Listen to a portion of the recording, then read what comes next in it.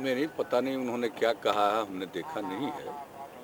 लेकिन अगर आपका मकसद कैलेमिटी रिलीफ फंड से है, तो उनका हिसाब गलत है और इसके बारे में बिहार सरकार की तरफ से पूरे तौर पर सारा इसका जो आंकड़ा है उनको दिया जा चुका है और ये बिहार के साथ इससे बड़ा कोई अन्याय हो ही नहीं सकता।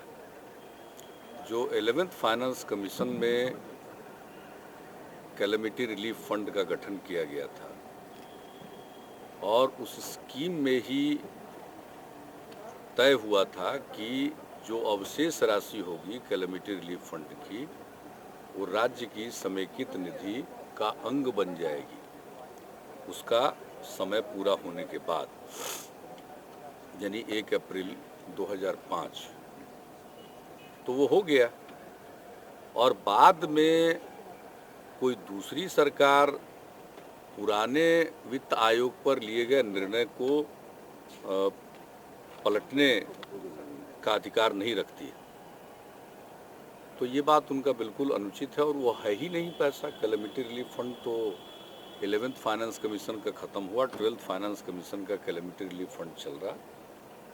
उसमें 2007 के फ्लड के बाद भी जो पैसा मिलना चाहिए था, हमारी अनुमानियता बनती है 2.5 करोड़ लोग प्रभावित थे, 47 लाख परिवारों से ज़्यादा परिवारों को राहत पहुंचाई गई थी और जो अनाज वितरित किया गया उसकी भी राशि इन लोगों ने मुहैया नहीं कराई और इसके बाद फिर उसी के आधार पर कि पैसा बचा हुआ है, उसी के समय जो 1000 करोड़ रुपया इन लोगों ने तत्काल मदद दी थी उसको वापस लेने की बात हुई और अंततोगत्वा इनको अपना कदम वापस खींचना पड़ा था।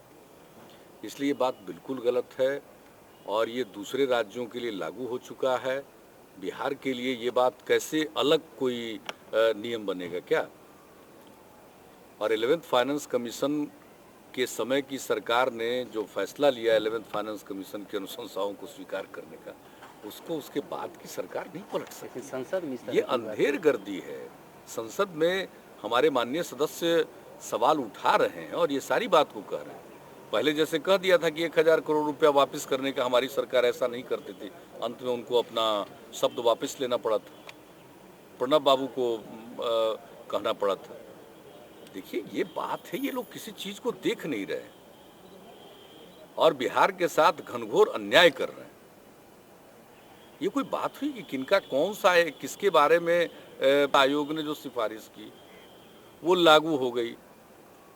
12वें वित्त आयोग का कार्यकाल चल रहा है, वो भी समापन की स्थिति में पहुंच रहा है अगले साल।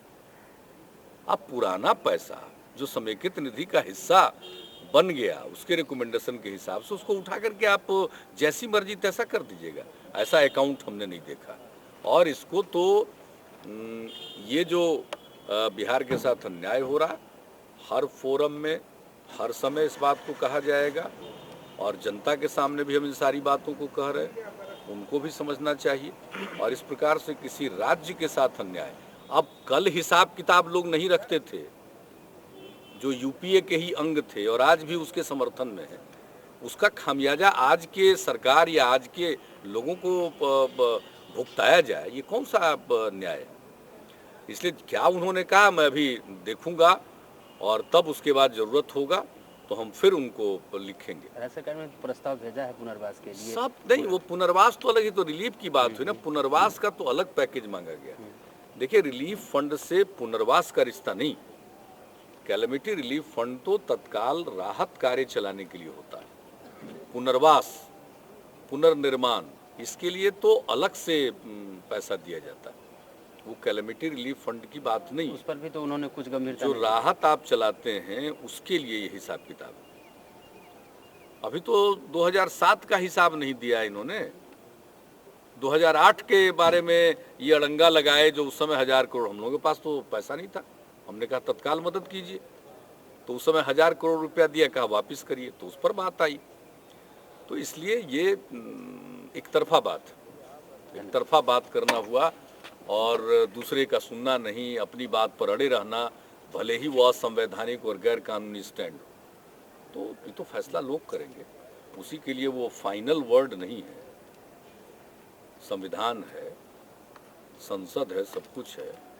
अब क्या बोले हम उसको देखेंगे, तो फिर उनको हम उनके सामने उन तथ्यों को फिर से रखेंगे।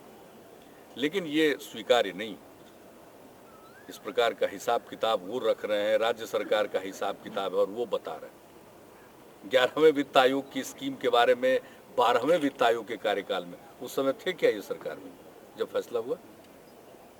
उस समय की सरकार के निर्णय को ये अपना एक फरमान जारी करके पलट लेंगे?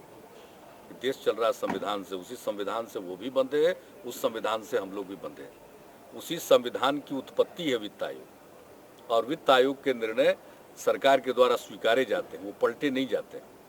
तो जो स्वीकार कर लिया गया उससे फिर पलट कैसे सकते हैं? इसलिए उनको पूरा दस्तावेज के साथ हम भेजेंगे, जरूरत पड़ने पर कई बार भेज चुके हैं, फिर से उनको भेजेंगे। आपने ये प्रश्न पूछा, इसके लिए धन्यवाद।